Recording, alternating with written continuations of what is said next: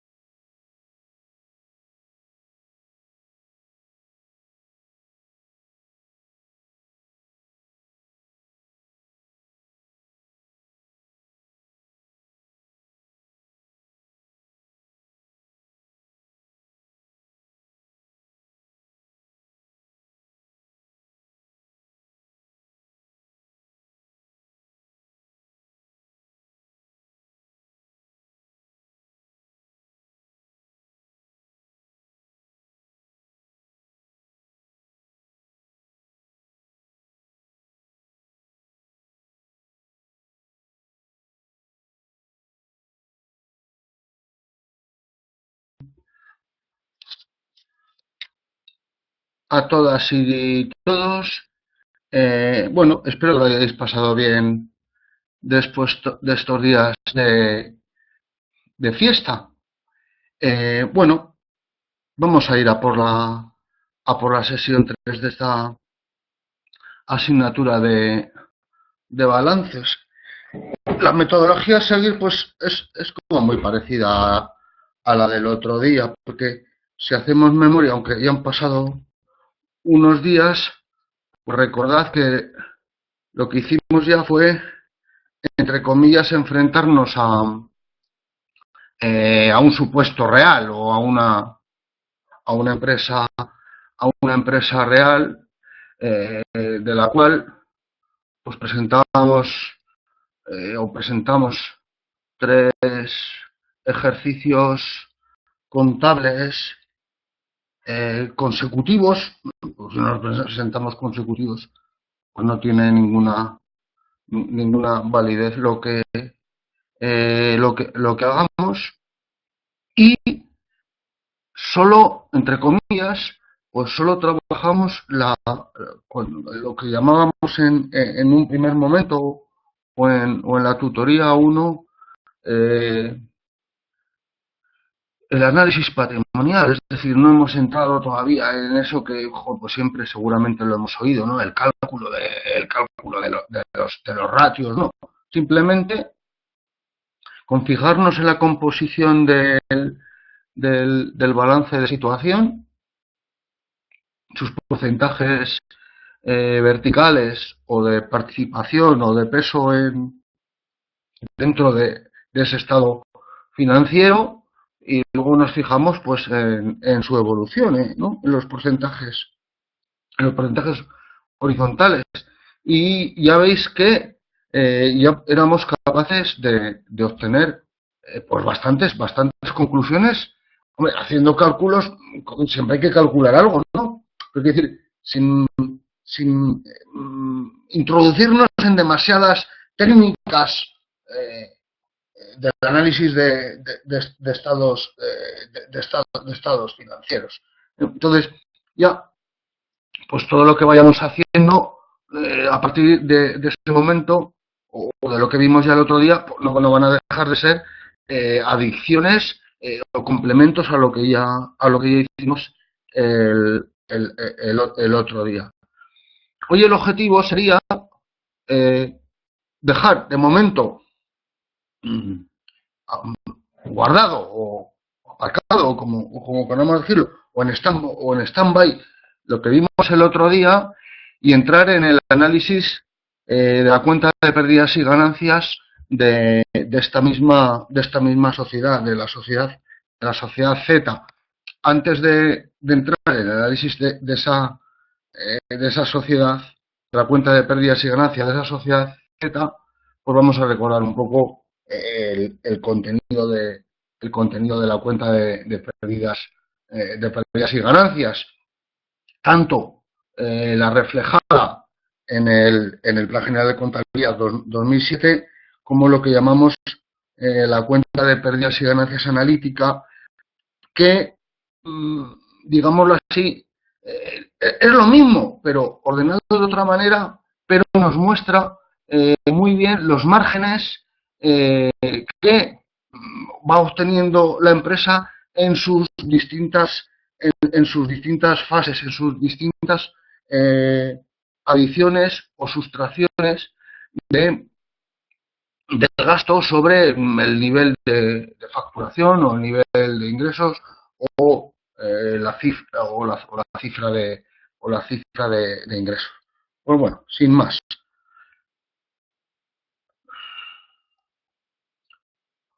Bueno, pues seguimos un poco en más de lo mismo que se dice, ¿no? Estamos utilizando el análisis patrimonial como una base. Ya dijimos en su primer momento que, pues, como tal, oye, pues no tiene no tiene mucha enjundia, ¿no? Es un complemento, estamos en análisis financiero. Vale. Bien, aquí lo único que presento, lo único o lo bastante, es un recordatorio de la cuenta de pérdidas y ganancias según el PGC 2007.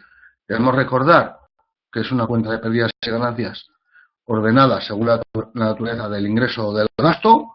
Pues hombre, los ingresos no está tan meridianamente claro, pero ya en los gastos, pues los gastos de personal, otros gastos de explotación, donde vamos introduciendo pues en una bolsa todos aquellos gastos, trabajos, servicios exteriores, publicidad, bueno, etcétera, etcétera, etcétera. Muy importante siempre la amortización del inmovilizado, que será algo que tendremos que tener luego mucho cuidado cuando hagamos sobre todo el análisis de la cuenta de estado de flujos de efectivo,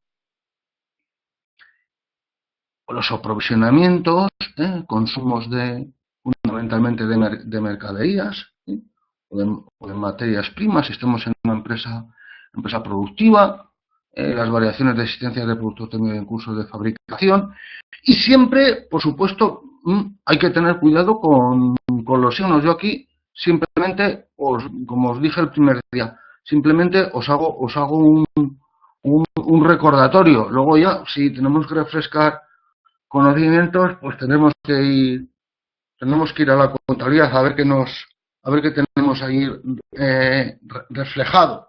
Bien, todo este conjunto de ingresos y de gastos sumados de manera algebraica pues nos proporciona el resultado de explotación, digamos, el beneficio antes de intereses y de impuestos, de tasas. Bien, luego por otra parte, si seguimos teniendo memoria, pues el PGC sí que le interesa que las empresas reflejen lo que es el resultado financiero.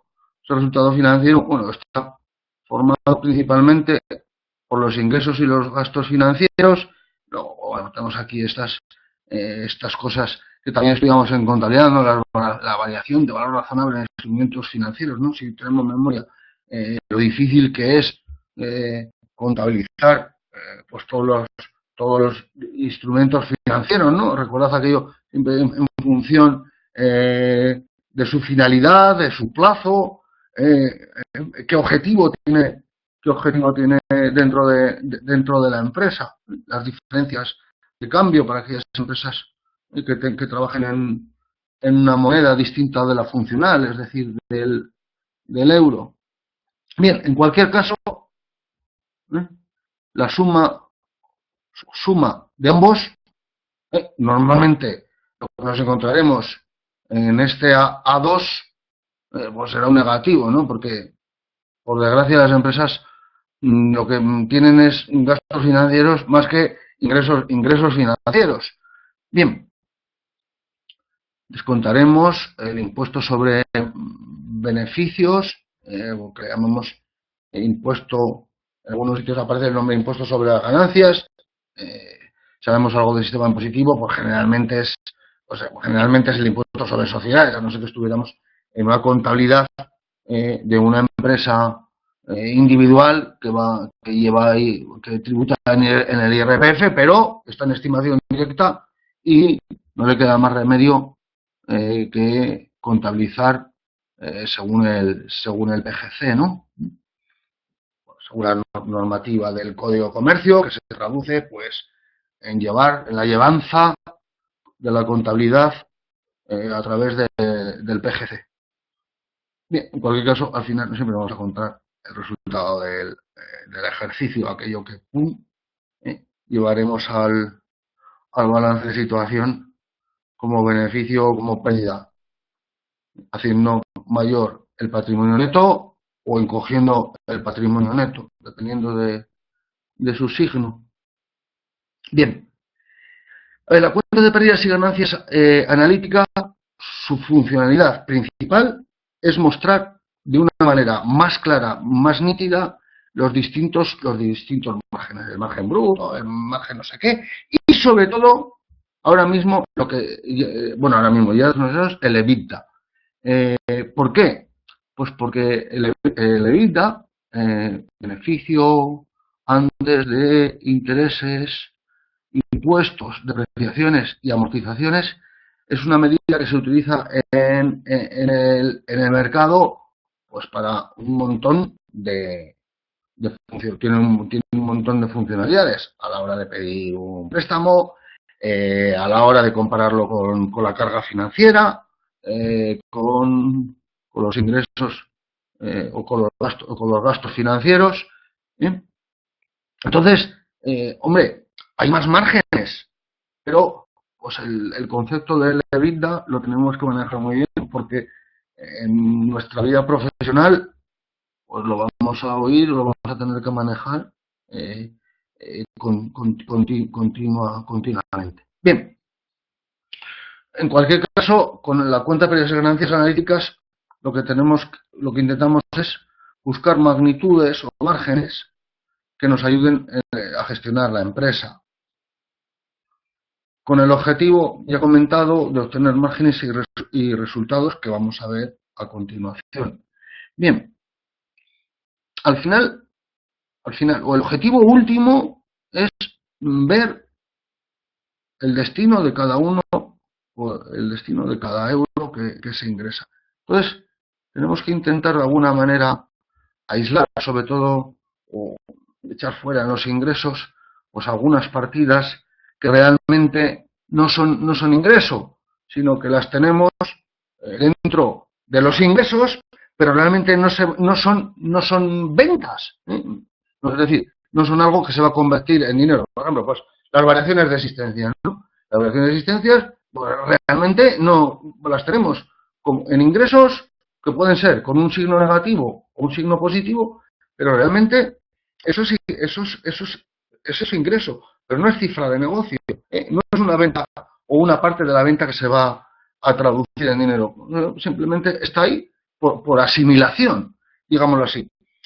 Pero tampoco pensemos que estamos descubriendo, no sé, quiero decir que tampoco todas estas matizaciones que hemos hecho pensamos que es que estamos inventando o no. Bueno, simplemente con la misma cuenta de pérdidas y ganancias de los resultados que tenemos, pues vamos a hacer unos refritillos pues para ver algunas cantidades o resultados de una manera más nítida. Bien. Una cuenta de pérdidas y ganancias analítica pues podría tener esta forma. Sobre las ventas brutas del ejercicio, descontamos devoluciones, descuentos, obteniendo las ventas netas. Si descontamos el coste de la mercancía vendida, pues tenemos un primer margen, que es el margen bruto de explotación, al cual, si descontamos los gastos de explotación, ¿sí?, excluidas, ojo, las amortizaciones, porque en una cuenta de pérdidas y ganancias PGC 2007, pues lo tendríamos por aquí debajo. Tenemos el beneficio neto de explotación, lo cual, sumándole o restándole los resultados ajenos a los procedimientos extraordinarios, nos da a lo que, vuelvo a repetir, es lo más interesante que podemos tener en la cuenta de pérdidas y ganancias, que es el beneficio antes de amortizaciones, deterioros, intereses e impuestos. EBITDA, con toda esta leyenda en inglés. Si a lo que acabamos de obtener le descontamos las amortizaciones, pues obtenemos el resultado después de amortizaciones, el byte o el bit. Con lo cual, si nos dieran este último dato, si le sumamos las amortizaciones, bueno, obtendríamos el EBITDA. En sentido genérico hablamos de amortizaciones, pero también se incluyen los deterioros de valor. Acordaros, todos los activos pueden, en su comparación balance mercado, pueden tener un valor recuperable menor que lo contabilizado, y entonces se puede establecer o se debe aplicar, o se debe contabilizar un deterioro de valor. Bien, simplemente este ítem ya veis que está repetido, simplemente pues para ligar y que no nos perdamos. Sumamos, restamos ingresos, gastos financieros, tenemos el beneficio antes de impuestos, aplicamos impuestos sobre beneficios y obtenemos pues ya el BDI, beneficios por impuestos.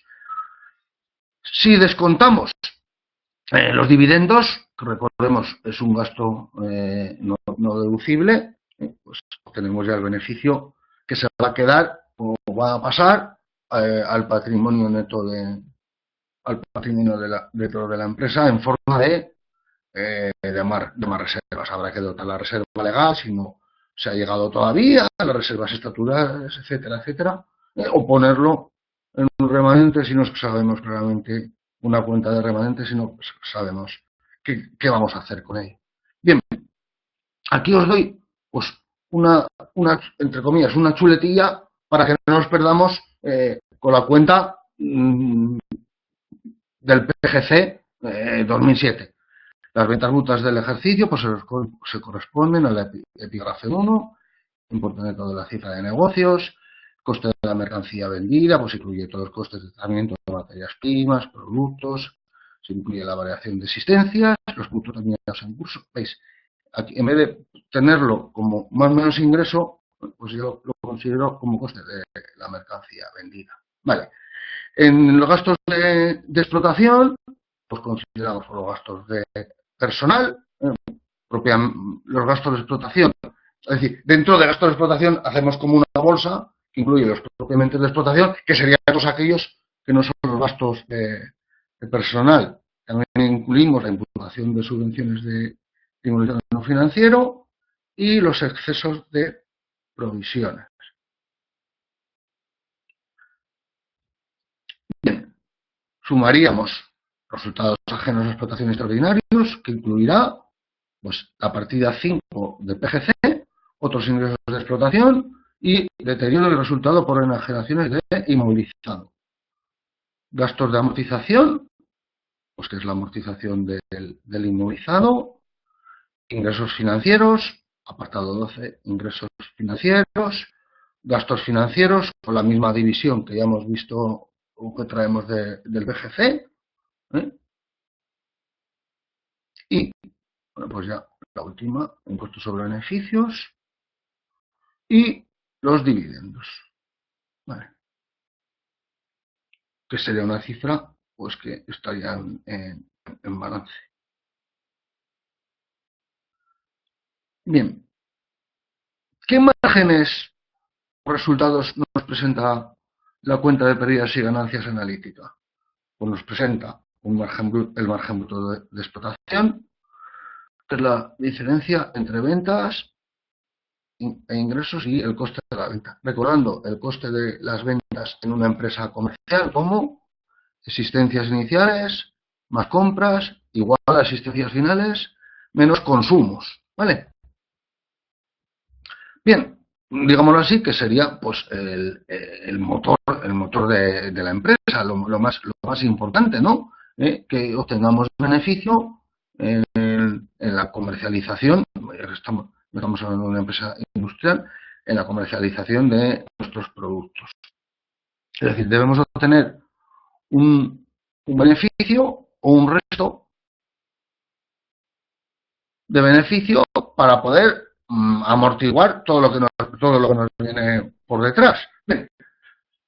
Beneficio antes de amortizaciones, intereses impuestos, indica la capacidad de generar excedentes independientemente de su estructura y su política de amortización. ¿Qué quieres decir aquí? Pues daros cuenta que como yo aíslo amortización e intereses, es como si tuviéramos unos inmunizados que son absolutamente nuevos, es decir, que no tenemos que amortizarlos. Estamos hablando de una utopía y que no tenemos gastos financieros, es decir, que todo es nuestro, que no debemos dinero. Entonces, daros cuenta que al aislar estos dos conceptos, el EBITDA crea una medida que es comparable para las empresas, es decir, ¿cómo estás produciendo tú con independencia de tus activos y de la propiedad de esos activos? Entonces, se aíslan, pues eso, se aíslan la propiedad y se aísla el que, digámoslo así, indefinidamente en el tiempo sea nuevo. Entonces, se crea una medida mucho más aséptica. Bien. El resultado de explotación se obtiene por descontando del margen bruto de explotación la totalidad de todos los gastos, excepto los financieros e impuestos. Y el resultado del ejercicio, pues ya es clasificación en antes de impuestos y después de impuestos. ¿Vale?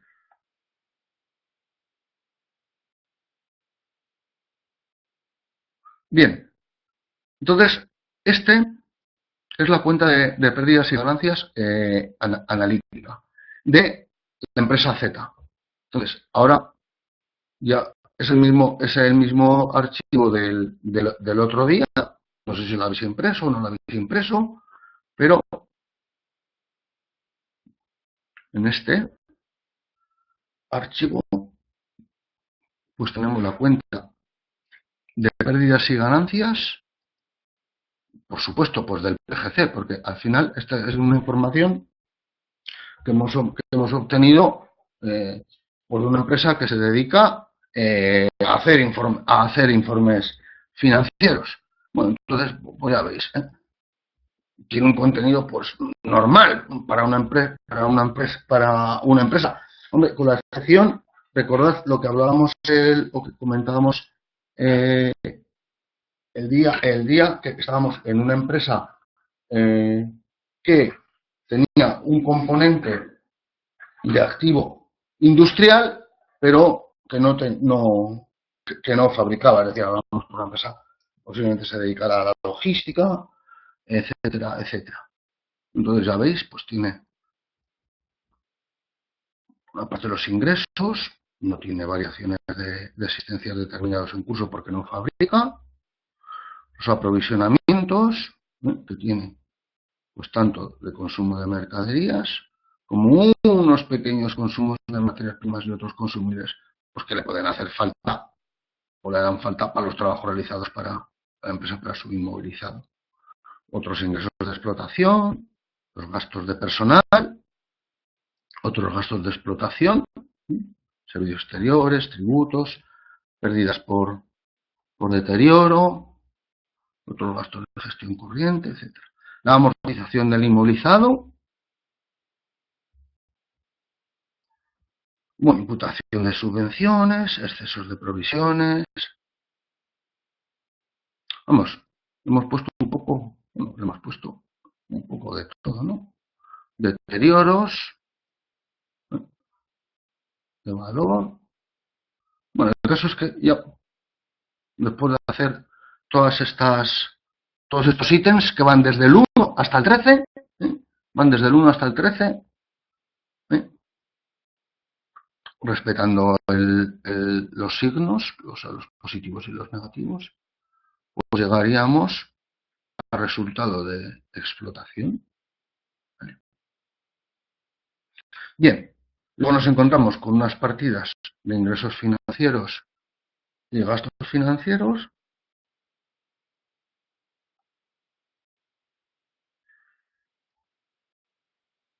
creando o llegando a un resultado financiero por comparación entre ambos, y ya, si a la A1 que teníamos antes, el A1, el resultado de explotación, le añadimos el resultado financiero, pues ya tenemos el resultado antes de impuestos.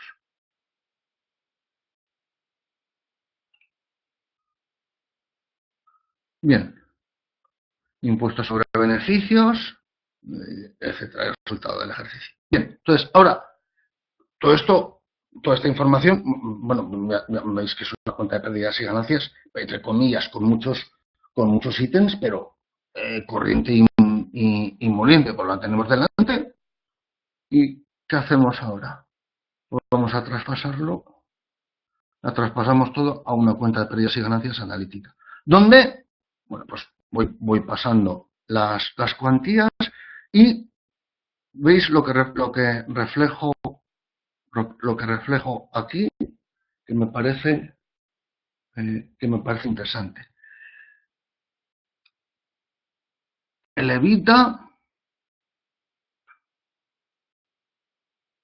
y el resultado de explotación. Aquí os hago esta leyenda. Os he comentado antes, para obtener el resultado de explotación, lo que tenemos que hacer es la suma algebraica de los ítems del 1 al 13.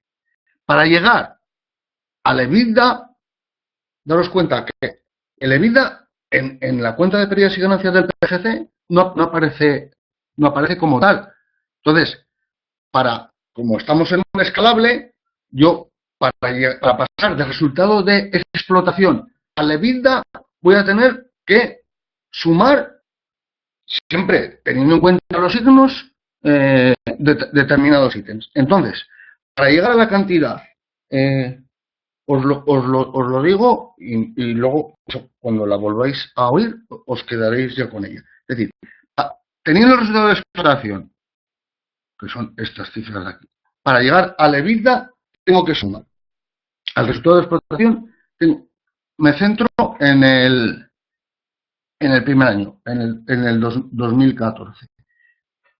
Tengo que sumar la cuantía de 1.700, como está negativo, pues lo tengo que pasar con positivo, que pertenece al 7C, que son pérdidas, deterioro y variación por operaciones comerciales. Vuelvo a repetir, es el 7C. Tengo que sumar las amortizaciones, 28.506, que está en el ítem 8. Luego tengo los excesos de provisiones, que como es un exceso, pues aquí lo tengo que restar, es decir, siempre al revés. Y luego, en el 11, que ya está en la siguiente página, en la 11, que se denomina deterioro y resultado por enajenaciones de inmovilizado, tengo en el 11A un deterioro y pérdidas, que como aparece con signo negativo, pues tengo que sumarlo. Vuelvo a repetir, si yo parto del resultado, para obtener el EBITDA, partiendo del resultado de explotación, tengo que sumar todos esos ítems, sumar, en el sentido amplio de la palabra y respetando los signos, pero al revés, porque voy hacia arriba, es como llego al EBITDA. Es decir, el EBITDA no nos lo va a proporcionar el plan general de contabilidad. Bien, entonces ya veis que no es más que una cosa mecánica, digámoslo así. Bien, si os dais cuenta, ahora entramos ya pues, a ver un poco de análisis. Daos cuenta que el margen bruto de la empresa en el ejercicio 2015 pues ha mejorado bastante con respecto a los dos ejercicios. Lo que nos quiere decir pues que la proporción de los gastos sobre el importe neto de la cifra de negocios ha mejorado. Es decir, por cada euro ingresado hemos tenido proporcionalmente un menor gasto. ¿Y cuál es el susto que nos podemos encontrar con esta empresa? Pues daros cuenta que ha ido mejorando sus resultados tanto de EBITDA como de explotación, porque daros cuenta que de todos esos ítems que hemos comentado, que pasan del resultado de explotación al EBITDA, el más grueso pues son las amortizaciones, que eran 28.506, los demás son 1.708, 390 y 843. Pero daros cuenta que los resultados financieros pues han ido desmejorando. Si tenéis memoria, recordad que es una empresa que lo que hizo fue traspasar o reconvertir o renegociar deuda de activos, activos de corto a largo en los propios fondos o dentro de la propia empresa o dentro del mismo grupo, dentro del mismo grupo empresarial al que pertenecía. Entonces, podríamos decir que de momento, hombre, igual ya lo tenían claro, pero desde luego su rentabilidad, la rentabilidad de sus inversiones, pues se ha desmejorado bastante. No sabemos si, es decir, estaba claro que el mercado le estaba dando una. Igual en un plazo posterior o después de unos años, pues conseguirá una rentabilidad mejor. Pero de momento, en lo que tenemos aquí, pues las rentabilidades de sus inversiones pues han ido a peor. Entonces, ya os digo, darle una vuelta a los márgenes, que tampoco es una cosa difícil. Lo único, tener claros los conceptos. Yo creo que con la transparencia de los márgenes, que creo que es la 5, ¿no? 5 o 6, con esa transparencia funcionamos bien. ¿Podríamos trabajar solo con la cuenta de pérdidas y ganancias del PGC? Bueno, pues si no te piden realmente el EBITDA, sí, vale. Y ya veis que algunos ajustes pues son mejorables. Bien, aquí ya paso simplemente a mostrar lo que vimos el día anterior, por si estudiáis independientemente las dos tutorías, para que lo tengáis. Aquí no hago más que reflejar los porcentajes verticales y horizontales de la empresa a modo recordatorio, porque lo tengáis, porque ahora el objetivo pues es entrar en los ratios. Si digamos, abandonamos, entre comillas, el estudio de porcentajes verticales y horizontales y entramos ya al estudio de los ratios. Un ratio sencillamente es un cociente, porcentaje o razón entre dos cantidades. Es el más utilizado para el análisis de los estados financieros. Siempre es interesante su información o muy importante si comparamos elementos significativos. Aquí sí vamos a comparar elementos significativos porque al final, pues no, hay, no sé si hay miles, pero hay muchos ratios. Entonces vamos a coger pues, los ratios que se utilizan habitualmente en el análisis. Bien, su objetivo claramente es estudiar la estructura financiera y entender si está la empresa, digámoslo así, saneada, puede tener problemas a corto o largo plazo. El análisis financiero pues trata de la liquidez, corto plazo, garantía, o sea, pagos a corto, la solvencia, capacidad de pago a largo, y la garantía, que no deja de ser una solvencia vista del revés, es decir, ¿qué garantía ofrecen mis activos para hacer frente a la deuda a largo plazo? Es más, esta distinción que ponemos entre liquidez y solvencia, que yo siempre la he mantenido en algún libro o tratados o las personas que saben mucho de esta materia, pues dicen, no, al final la liquidez no es más que la solvencia a corto plazo, es decir, podríamos hablar de una solvencia en sentido amplio que tiene, pues la que yo considero solvencia a largo plazo, que le llamo solvencia, y la solvencia a corto plazo que le llamo liquidez, ¿no? Bien, ratios clásicos de liquidez. Tenemos pues la liquidez general o solvencia a corto plazo, compra el activo corriente con el pasivo corriente. Si tenéis memoria o conocimientos, ya lo vimos el otro día, hace activo corriente menos pasivo corriente o activo circulante menos pasivo circulante, pues es lo que denominamos el fondo de maniobra. Representa por la capacidad para hacer frente a sus compromisos de pago en el corto plazo. Hemos de tener cuidado porque puede sernos el activo corriente, entre comillas, engañoso. Usted hay que saber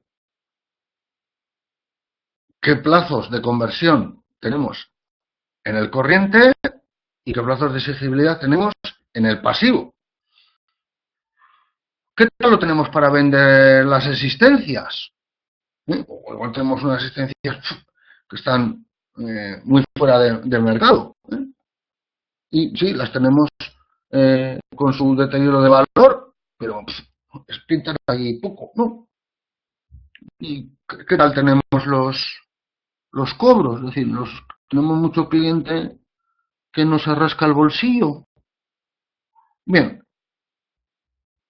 si dividimos AC entre PC, pues concurso de la distancia al concurso de acreedores, ¿no?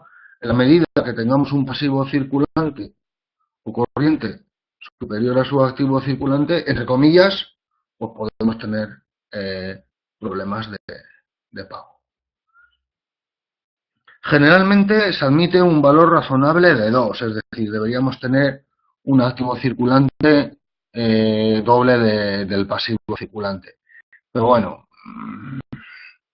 es difícil que nos encontremos aquí en esta empresa, ¿no? Pero porque ya vimos del otro día, pues que financieramente en el corto plazo está muy bien.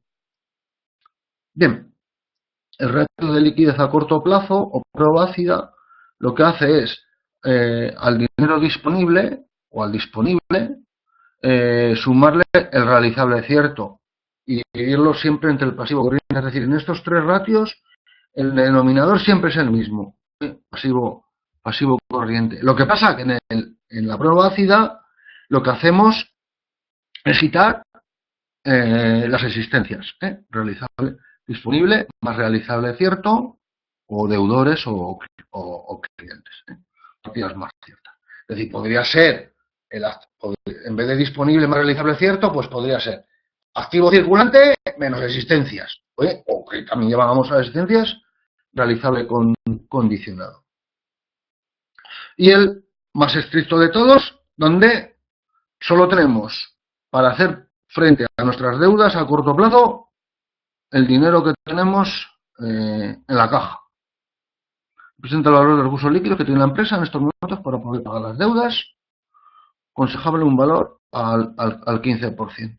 Es decir, por cada euro que debamos, pues 0,15 euros para enfrentarnos a esa deuda.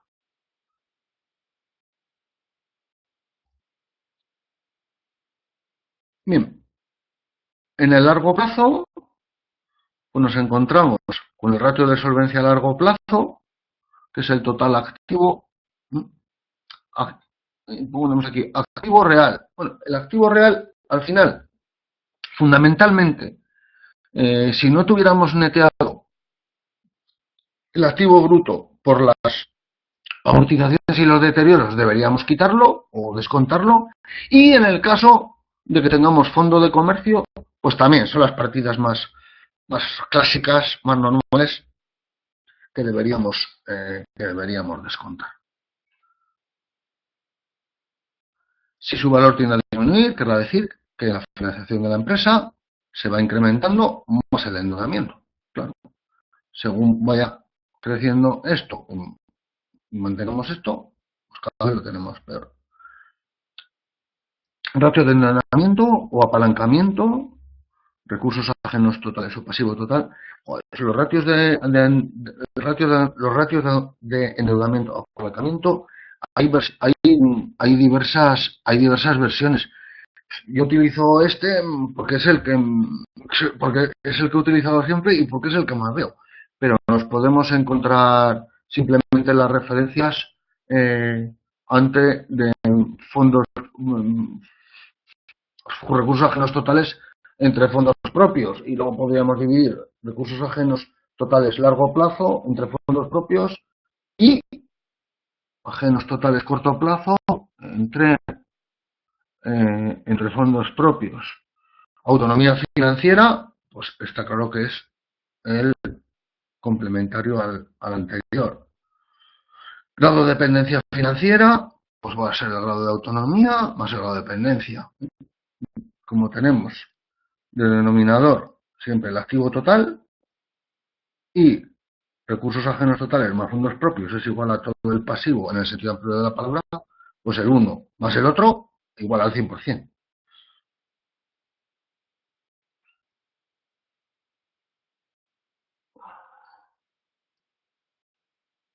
Estos dos ratios son ratios que se utilizan desde hace poco o relativamente poco tiempo. Y bueno, también yo creo que también hay componente de moda. Por ejemplo, cuando, no sé si será la siguiente, hay un ratio que dentro del material didáctico lo tenéis, el ROCE, que es un ratio que para mí hasta hace unos años, vamos, me era absolutamente desconocido, ¿no? Trabajamos con el ROA y con el ROE, y ese ROCE de repente. Y el ROCE pues se ha comido básicamente al ROA. Bien, la cobertura de cargas financieras, pues beneficio antes de gastos financieros e impuestos entre gastos financieros. Dice, este indicador, expresado en veces, muestra la capacidad de la empresa para asimilar los gastos financieros. Más que el agua. Si su valor es 1, pues quiere decir que vamos a obtener cero de beneficios, ¿no? Pues los gastos financieros es lo mismo que es la misma cuantía que el beneficio antes de gastos financieros e impuestos, pues 1 menos lo mismo igual a 0. Hombre, y ya lo que hemos dicho, pues esto parece como una tautología, ¿no? Pues, tendrá que ser, tendremos que intentar que sea mayor que 1. Ratio de calidad de las deudas o de la deuda. Dice, deudas a corto plazo entre deudas totales. Se calcula la proporción representada de la deuda a corto plazo sobre el total de la deuda. Cuanto menor sea, mayor facilidad, porque, claro, como decimos siempre, la deuda a corto plazo es que te están pegando en la puerta y tienen la mano puesta para cobrar, porque les toca ya. Y, pues, consecuencia, pues cuanto más tarde podamos devolver nuestras deudas, mejor nos vendrá.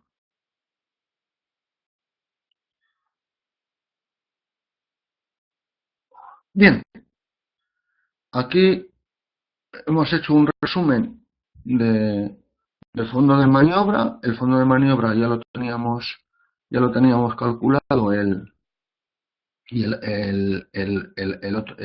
otro día, y que nos quedamos realmente en los tres primeros, es decir, el cálculo en valores absolutos del fondo de maniobra. Dije, oye, si este fondo de maniobra sí en porcentaje, o sea, sin porcentaje, nos dice bastante poco, ¿no? En valores absolutos, pues nos da bastante poca información. Aquí lo que hemos calculado, pues es el porcentaje del fondo de maniobra en relación con el pasivo circulante. Por cada euro que debo a corto plazo, ¿qué colchón tengo para devolver? Pues aquí en el primer año y en el tercero tengo la tira. ¿Y por qué nos baja tanto el segundo año? Porque daros cuenta que el segundo año hay una disminución súper importante del activo corriente o activo circulante, que es, lo vuelvo a repetir otra vez, el traspaso, o mejor dicho, la renegociación de deuda que se hace desde corto plazo a largo plazo. Entonces, pues el activo circulante se nos queda muy disminuido, ¿no? En cualquier caso, aún así, tiene un 200, el doble, es decir, está por encima de ese valor teórico ideal del 2, del 200, que ya os digo que es como súper imposible. Bueno, súper imposible no, porque ya dijimos que es una empresa que hemos extraído sus datos, es una empresa que existe y tenía estos datos en estos años. Vale. Bien, aquí lo que vuelvo a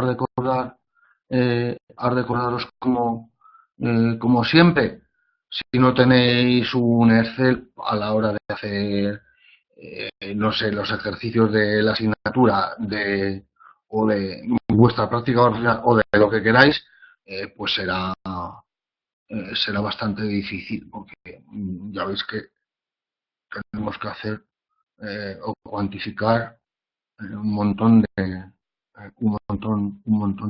de cantidades. Bien, la primera parte, solo lo que hago es dividiros, o lo que hacemos es dividir el activo corriente entre sus tres grandes divisiones, y como estamos en ratios de liquidez y solvencia, pues el pasivo corriente, como el denominador lo tenemos más o menos el pasivo corriente, pues lo he dejado aquí. Lo estaba mirando, sí, bueno, he traído los recursos, quiero decir, que no he plasmado los recursos ajenos totales, pero los tendríais es decir, solo he especificado el pasivo corriente para que lo veáis. Los otros datos lo tenemos en las masas patrimoniales. Bien, a grandes rasgos, porque las conclusiones las tenemos ya, pues como para ver en la siguiente tutoría y enlazarlas con estas, pues ya veis lo que comentamos siempre. Tiene unas grandes posiciones en, en sus ratios de corto plazo, tiene una gran solvencia, el porcentaje de deuda total sobre pasivo total pues es mínimo. Esta conclusión ya la teníamos, como los fondos propios representan pues en torno al 80 y tantos por ciento. Bueno, y luego pues ahora esta deuda total entre activo total, que son porcentajes mínimos, la cobertura de gastos a través del beneficio o beneficio antes de intereses e impuestos con respecto a los gastos financieros y deudas a corto plazo entre deudas totales, que ya veis como aquí disminuye mucho porque se convierte deuda de deuda de corto a largo. Tomás, ya os digo que el objetivo ya es, pues para el próximo día, que lo tenemos el viernes, pues ya traemos las conclusiones que vimos la penúltima, o sea, la 2, ya las aderezamos con estas que hemos tenido aquí. Y luego, pues tenemos que entrar en... Todavía, hombre, claro, nos quedan 3 horas de clase. Luego hay que entrar en los ratios de rentabilidad, el apalancamiento financiero, que es súper interesante. Es decir, que nos queda, vamos. Bueno, pues dudas, preguntas, sugerencias, aclaraciones, consultas. Ya veis que hay mucha cifra, entonces pues ya hay que ponerse, pero tampoco es acertar el porcentaje no sé cuánto, sino pues obtener, tener claros los conceptos. Venga, ¿quién se anima? Paqui, ¿qué andas por ahí? ¿Cómo lo vemos? Bueno, Paqui u otra persona. ¿Nadie se anima?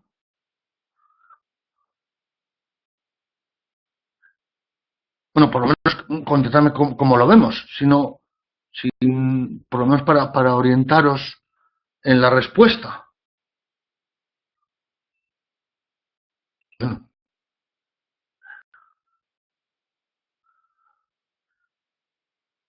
Paqui, creo que se necesita mucha práctica, sí, pero bueno, Paqui, yo creo que como todo y en la contabilidad en general, es decir, en las disciplinas contables, pues bueno, siempre se necesita mucha práctica. Tener asentados los conceptos. Luego las conclusiones, pues bueno, tampoco hay que ser Einstein, ¿no? Pero práctica, por supuesto, que claro que tenéis, claro que hacer. Nadie hemos nacido sabidos, por gracia o desgracia, ¿no? Bueno, ¿quién se anima?